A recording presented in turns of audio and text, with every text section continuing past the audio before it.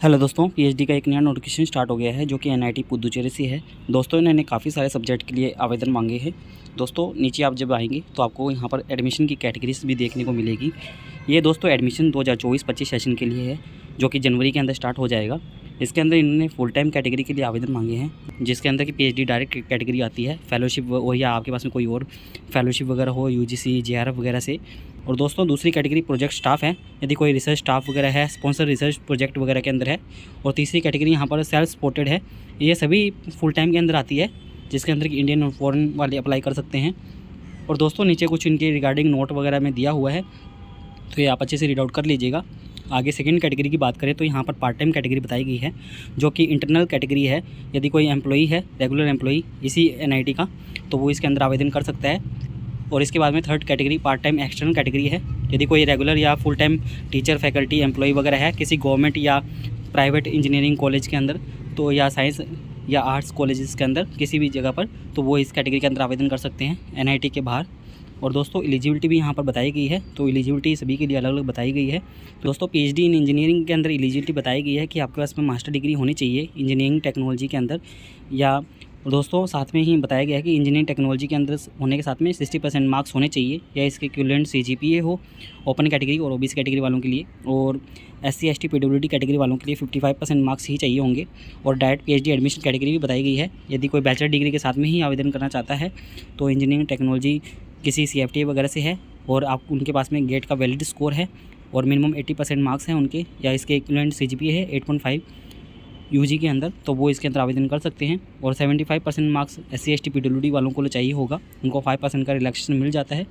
और part time वालों के लिए बताया गया है कि 20 ईयर्स का उनके पास में एक्सपीरियंस है और बैचलर डिग्री है मिनिमम 60% मार्क्स के साथ में, और 5% का इसके अंदर भी रिलैक्सेशन है, तो वो भी इसके अंदर आवेदन कर सकते हैं। और ये आगे यहाँ पर PhD degree in mathematics, physics, chemistry, English, social science के लिए बताया गया है कि यदि के अंदर डिग्री है किसी के पास में, तो उनको 60% मिनिमम मार्क्स चाहिए होंगे। और 55% मार्क्स ये रिजर्व कैटेगरी वालों को चाहिए होंगे, जो कि एससी एसटी पीडब्ल्यूडी कैटेगरी बताई गई है। और उनके पास में सीआईएसआर, यूजीसी, नेट का ये इंक्लूडिंग लेक्चरशिप वाला स्कोर होना चाहिए, या गेट का स्कोर हो, ये मैंडेटरी है।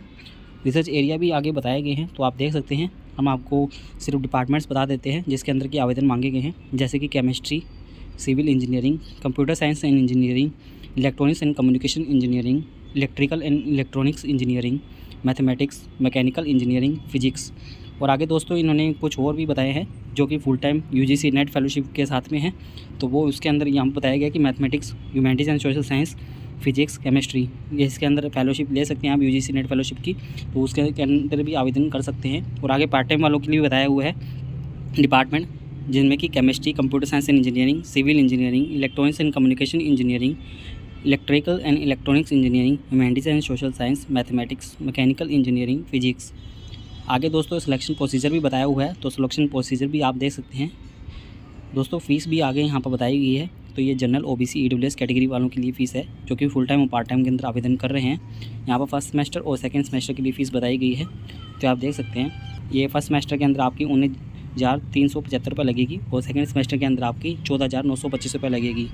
आगे एससी एसटी पीडब्ल्यूडी के लिए बताया गया है, जिसके अंदर की फर्स्ट सेमेस्टर के लिए 11,875 रुपये लगेगी, सेकंड सेमेस्टर के लिए 7,425 रुपये फ़ीस लगने वाली है आपकी। और वन टाइम फ़ीस भी बताई गई है, जो कि 4,450 रुपये है। और यहाँ पर थीसिस सबमिशन फ़ीस 10,000 रुपये रहने वाली है। फाइनेंशियल असिस्टेंटशिप भी यहाँ पर मिलती है आपको, जो कि 37,000 रुपये पर मंथ रहती है नॉर्मली। और ये उन्हीं को अवार्ड की जाएगी जिनके पास में यूजीसी, सीआईएसआर, एनवीएचएम, नेट, जेस्ट वगैरह हो।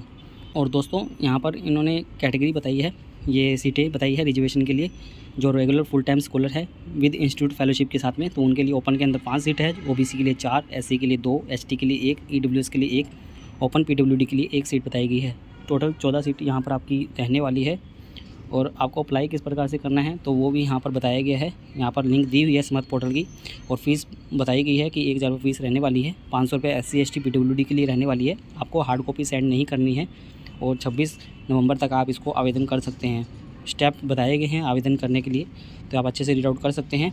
और यहाँ पर पूरा नोमिनेचर बताया गया है कि आपको किस प्रकार से सिलेक्ट करना है, ये आप देख सकते हैं कोड में। और इम्पोर्टेंट डेट भी बताई गई है कि 26 नवंबर रहने वाली है शाम 5 बजे तक।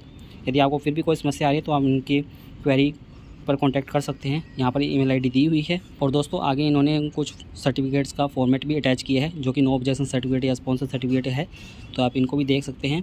दोस्तों इसके रिगार्डिंग यदि कोई आपको क्वेरी हो तो आप इनसे कांटेक्ट कर सकते हैं। दोस्तों उम्मीद करते हैं आपको हमारे द्वारा दी गई जानकारी अच्छी लगी होगी। यदि आपको हमारे द्वारा दी गई जानकारी अच्छी लगी हो तो आप हमारे चैनल को सब्सक्राइब कर सकते हैं और आप हमसे टेलीग्राम पर भी जुड़ सकते हैं ऐसे ही PhD से रिलेटेड नए अपडेट के लिए।